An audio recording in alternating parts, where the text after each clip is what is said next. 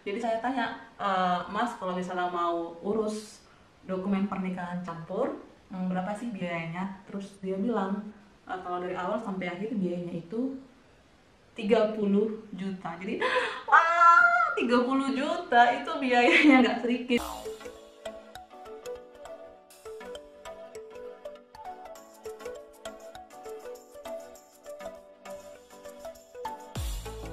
Hallo Freunde, wie geht es euch? Ich hoffe, dass es euch allen gut geht.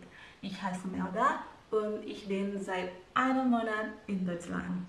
Ya, jadi saya sudah 1 bulan tinggal di Jerman bersama dengan suami saya setelah saya mendapatkan visa di akhir bulan Juni yang lalu. Jadi bulan 7 saya berangkat ke Jerman. Ya, jadi saya menikah di Indonesia di bulan April tahun 2022. Setelah menikah, saya harus mengurus visa supaya saya bisa tinggal di Jerman, menetap bersama suami saya. Jadi mungkin teman-teman ada yang sedang punya pacar orang asing, atau mungkin sedang mempersiapkan pernikahan dengan orang asing. Saya ingin membagikan beberapa tips ataupun pengalaman saya sewaktu saya mempersiapkan mengurus dokumen untuk menikah dengan suami saya sekarang. Ya mungkin teman-teman bertanya-tanya ya, susah nggak sih menikah sama orang asing, ribet nggak sih mengurus dokumennya? Ya pasti kalau dibandingkan dengan menikah dengan sesama orang Indonesia, ya pasti lebih rumit lah menikah dengan orang asing. Kita butuh set waktu, timeline. Ya, berapa lama kita bisa menyelesaikan dokumen, kapan pernikahan kita, jadi kita nggak kelamaan mengurusnya ataupun nggak terlalu cepat mengurusnya. Jadi kita harus urutkan secara detail apa saja yang harus diurus, dokumen-dokumen apa saja, berapa lama pengurusannya, dan bisa nggak kita mencapai target sesuai dengan tanggal pernikahan kita. Kata orang lebih gampang kalau misalnya menikah di Jerman mengurus dokumennya daripada di Indonesia. Ya plus minus sih ya. Kalau misalnya kita mengurus pernikahan di Jerman, kita urus visanya sekali, terus setelah kita menikah di sana, kita bisa langsung tinggal dengan suami kita. Tapi kalau misalnya kita menikah di Indonesia, setelah kita menikah, suami kita balik dan kita masih harus menunggu visa sampai akhirnya kita bisa pindah ke Jerman. Soalnya saya tanya teman-teman yang mengurus dokumen dan visa untuk pernikahan di luar negeri, malah sampai 2 bulan itu mereka belum dapat juga visanya. Sementara saya yang sudah menikah di Indonesia, saya dapat visanya itu setelah menikah 1 bulan saja dapat visanya, saya bisa terbang ke Jerman. Saya mau membagikan pengalaman ketika saya menikah di Indonesia dengan orang asing atau dengan suami saya yang orang Jerman. Jadi saya harus tahu dulu tuh ya sebelumnya dokumen di Jerman yang dibutuhkan itu apa saja. Jadi mereka minta surat keterangan belum menikah, surat domisili, dan juga akta kelahiran terbaru yang dikeluarkan paling lama 6 bulan. Ya. Oke, jadi ini detail-detailnya saya mau membagikan sama teman-teman semua. Pertama itu surat pengantar dari RT RW setempat.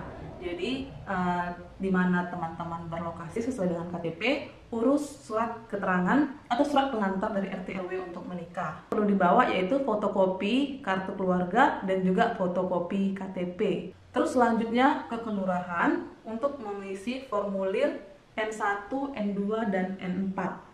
Jadi stand the sum dari tempat suami saya tinggal, catatan sipil dari tempat suami saya tinggal itu membutuhkan surat domisili. Ya, jadi saya harus membuat surat domisili di kelurahan. Sementara kelurahan bilang surat domisili nggak berlaku lagi kalau sudah ada KTP. Kenapa harus buat surat domisili? Jadi saya bilang sama mereka, kedubes membutuhkan ini karena ini adalah salah satu syarat supaya saya bisa menikah dengan orang asing, dengan orang Jerman.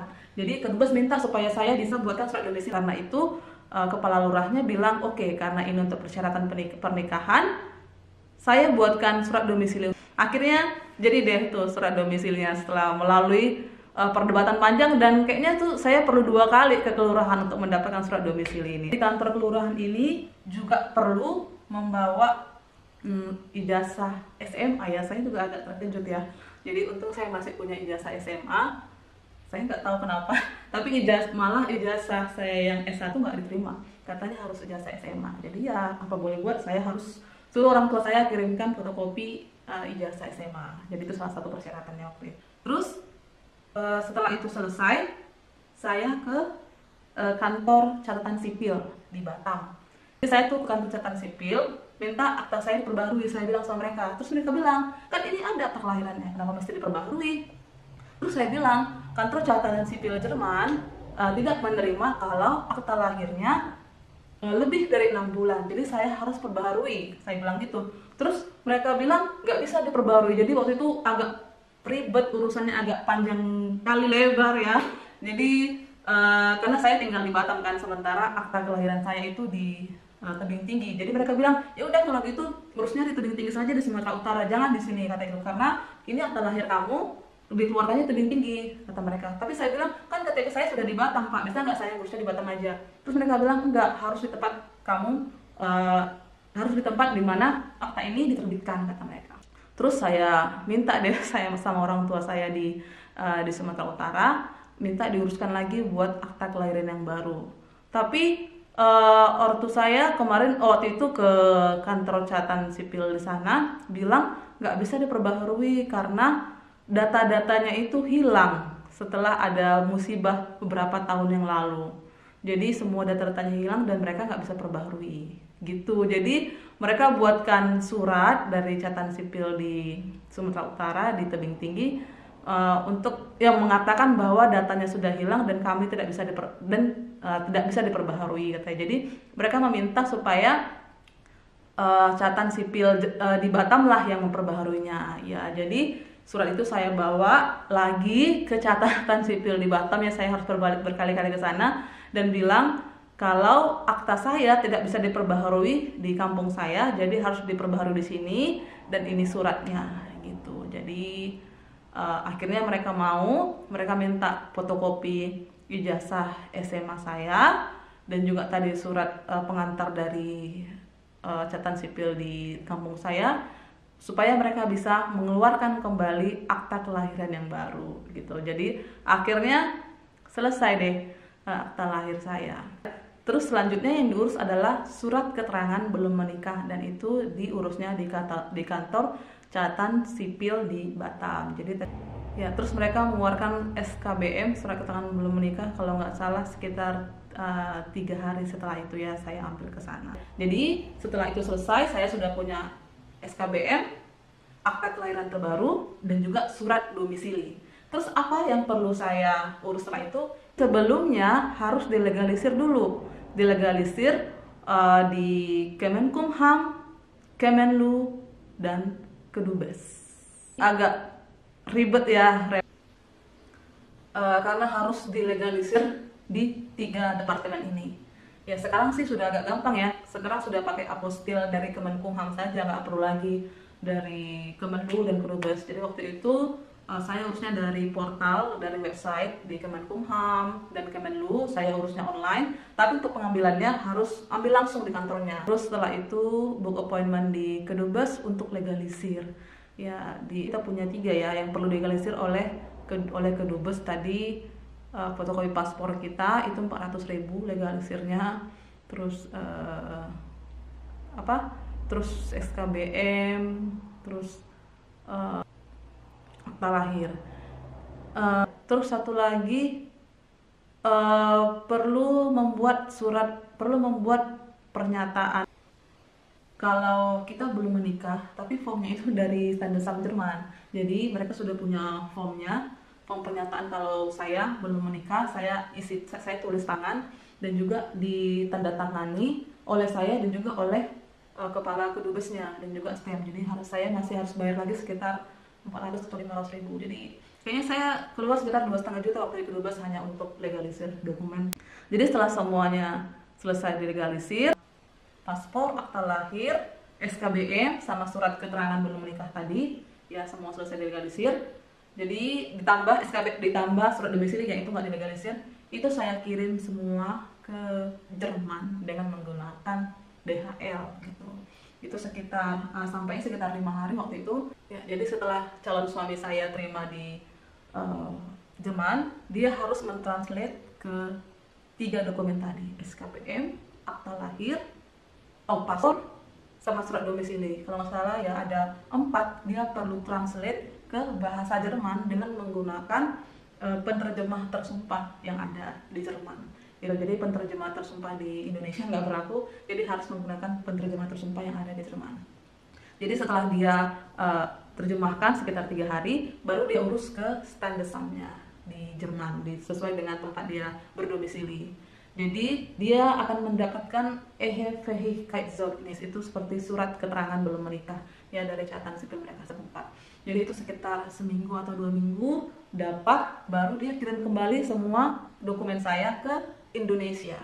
Jadi saya mendapatkan satu dokumen baru, yaitu Eheveligkeitszeugnis dari suami saya dari Jerman.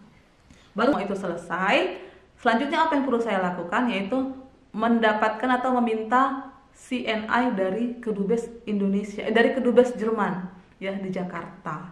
Ya, ini adalah dokumen terakhir supaya saya bisa menikah di Indonesia, yaitu CNI, surat izin menikah di Indonesia. Jadi saya harus terbang lagi ke Jakarta untuk mengurus surat keterangan surat izin menikah tadi, CNI ya. Dan saya harus membayar, saya lupa, saya harus bayar lagi itu sekitar berapa juta. Jadi setelah saya urus ke sana, CNI-nya bisa diambil 3 hari setelah itu. Jadi saya minta teman saya yang ada di Jakarta untuk mengambilkan CNI-nya gitu. Jadi nggak hanya waktu saja yang habis saya, karena bolak-balik ke sana kemari, kantor lurah, RT RW, catatan sipil berkali-kali, ke Kedubes 2 kali, ke Kemenkumham, Kemenlu. Ya Tuhan ya. Jadi benar-benar harus sabar ya. Harus tetap ya semangat juga, sama pasangan juga jangan sampai emosi bertengkar hanya gara-gara dokumen yang terlalu rumit ini ya. Jadi dua-duanya harus sama-sama saling support, saling memberikan effort, semangat, dan juga ya kalau bisa biayanya juga ditanggung bersama ya. Jadi saya sama pasangan itu saya nggak membebankan sama dia semua biayanya. Jadi saya buat detail berapa per dokumen yang harus saya legalisir, berapa harganya, berapa biaya saya untuk pergi ke Jakarta untuk legalisir, saya semua buat rinciannya, dan berapa harganya saya share ke pasangan dan kita bagi 2. Jadi sini itu saya dapat di akhir bulan 2 kalau nggak salah selesai ya, dan kami menikah di bulan 4 tahun ini, di bulan April. Jadi semua itu bisa selesai ya lebih dari 3 bulan ya, kurang dari 4 bulan sudah selesai. Dan jadi tidak terlalu lama dan tidak terlalu cepat. Ya jadi jangan lupa juga sediakan pas foto ya, pas foto 4x6, 2x3, sediakan aja ya 6 sampai 8 lembar, karena akan banyak dibutuhkan di mana-mana. Nah, satu lagi ya, kalau misalnya teman-teman nggak punya waktu karena misalnya terlalu sibuk bekerja, bisa juga dengan agen. Jadi saya sempat tuh ya tanya agen kira-kira berapa sih kalau misalnya pakai jasa agen untuk pengurusan dokumen ini. Jadi saya iseng-iseng tanya tuh ya, jadi saya nggak bisa bagikan di sini apa nama agennya. Jadi saya tanya, Mas kalau misalnya mau urus dokumen pernikahan campur, berapa sih biayanya? Terus dia bilang kalau dari awal sampai akhir biayanya itu 30 juta. Jadi wah, 30 juta itu biayanya nggak sedikit. Itu udah bisa untuk biaya nikah ya, 30 juta. Jadi untuk sampai ke pernikahan itu dokumen yang diurus itu nggak sampai dari 8 juta. Sementara kalau saya pakai agent katanya 30 juta.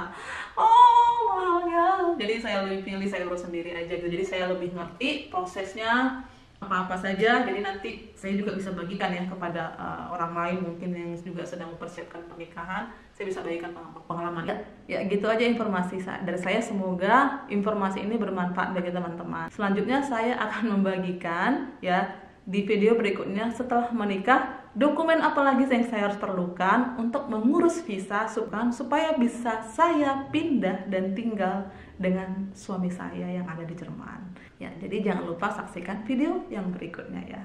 Stay tune.